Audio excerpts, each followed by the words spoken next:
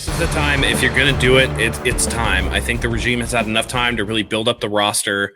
And if they're absolutely going to go all in on a quarterback, I think it has to be, one of these rookies, just for the fact of, and Tommy's pointing it out here.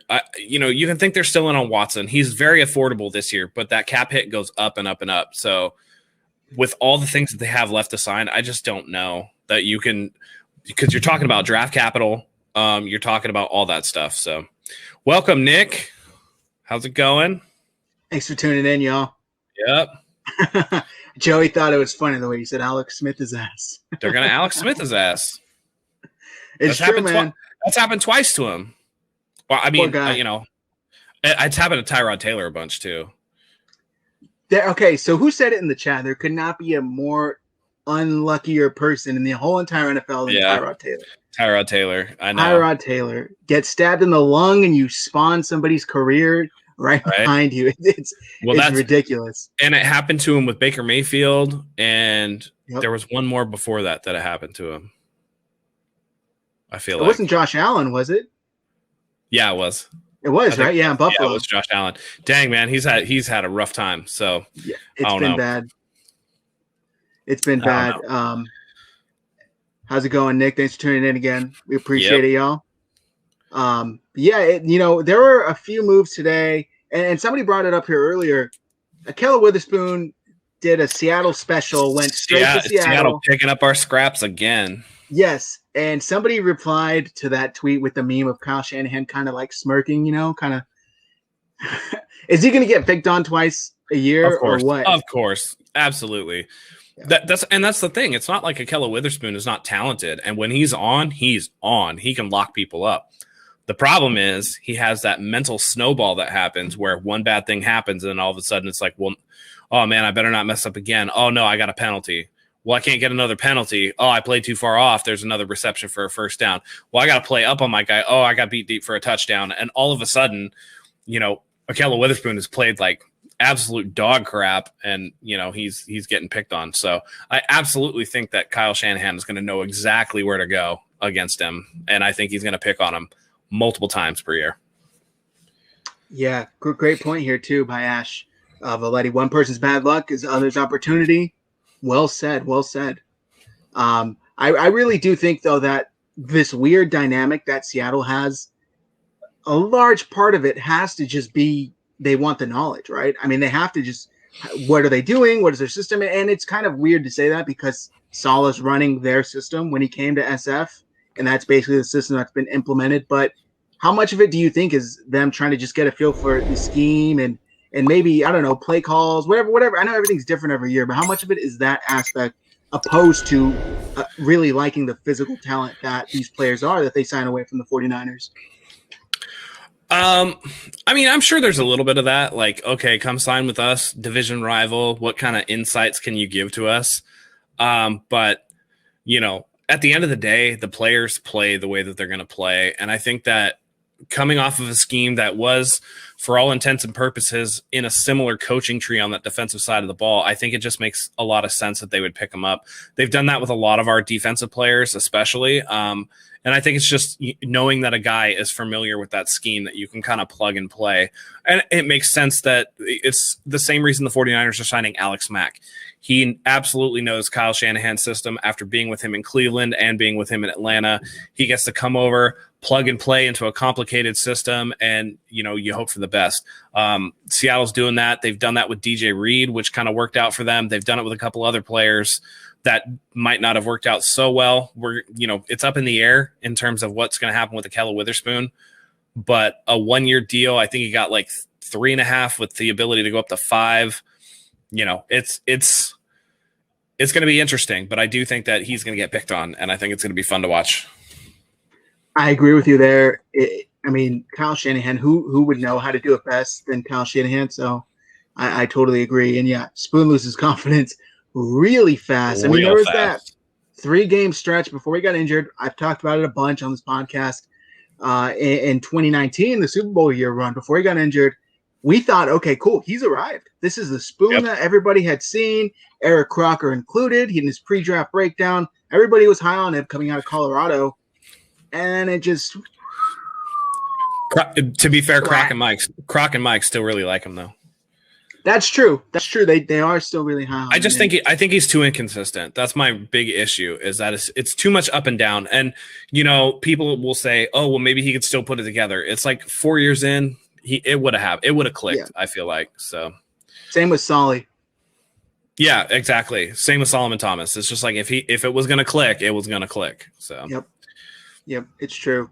Antonio Rosales says 49ers and Patriots have the best free agency so far. I saw a legit hilarious meme that somebody posted a pic of Bill Belichick in like the frumpiest looking hoodie that he has, and it was like New England homeless man spends $185 million in one day. It was hilarious. It was fantastic. But no, the Patriots, I think, actually did a good job. They signed Kendrick Bourne. They signed Nelson Aguilar. I think they got Nelson Aguilar too, right? And then they got the two tight ends. Yeah. They got Jonnu Smith and Hunter Henry. They're really giving Cam a bunch of weapons for him to throw to.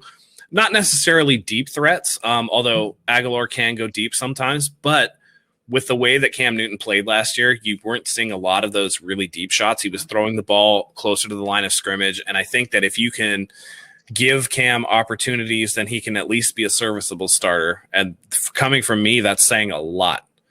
So yeah, I'm kind of shocked to hear that. He'll definitely have no excuses. Although for me, Mac Jones, like I said, Mac Jones has Patriots written all over him. Scott, if you're listening, 17-minute mark, clip that, send it in the chat every time. I'm not going to be able to live that down for years now. No, you're really not. I can't believe you let that out.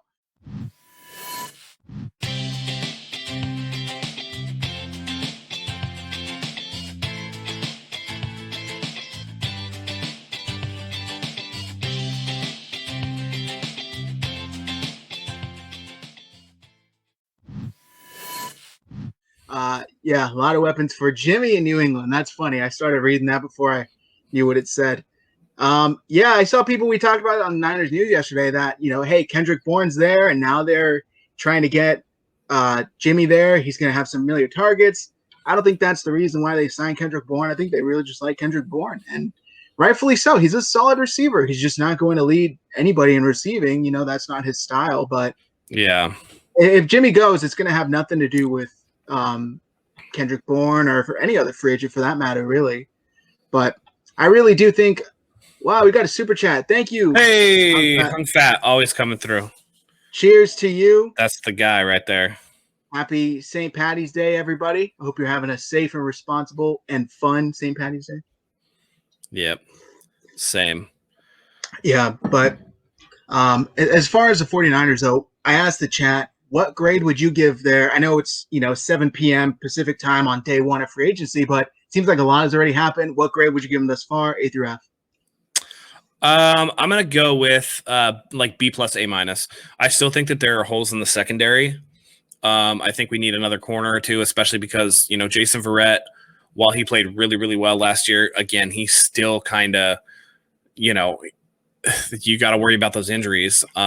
It looks like Richard Sherman's gone. We still have no word on whether K'Wan Williams is coming back or not. So really in the cornerback department, you're looking at Emmanuel Mosley, you're looking at Jason Verrett, and then, Bodie Calhoun, who they re-signed today. Yeah. So you need a little bit more. You're also looking at a safety to potentially place Jaquiski Tartt, whether or not he comes back. And then with the departure of Kendrick Bourne, I think you need to add a wide receiver, whether that's in free agency or the draft. So they've done a very good job, retaining the critical people that they absolutely needed to retain. But I think that there's still some work to do. So B plus A minus is about where I'm at right now. I think I'm right around the same spot. Maybe I'd lean more A minus and B plus, but yeah, I think Trent Williams was the biggest piece out of all of this. They locked him up. And I'm really happy the way that they did that deal. They got Alex Mack. They were able to get Jason Verrett, which I honestly didn't think Jason Verrett was coming back. I thought he was long gone. And not only that, but I think your camera's frozen. God, I hate that. Matt will be back right now. I really do think, though, that, I don't know if they can bring back K'Wan, Hyder, Tartt. I actually do think Tartt for sure they're not going to be able to bring him back. Matt's back. It's live. Live. We're live. Don't worry about it. But as far as Tommy Huxley's comment here, Matt, K1, Terry Hyder, Tart, all basically gone, right? Not necessarily.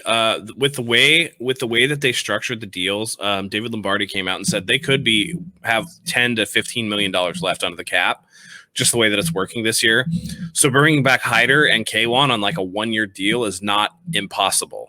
It becomes a little more unlikely. It becomes more that they've stretched the cap thin, but it's possible that they're able to do that sort of thing.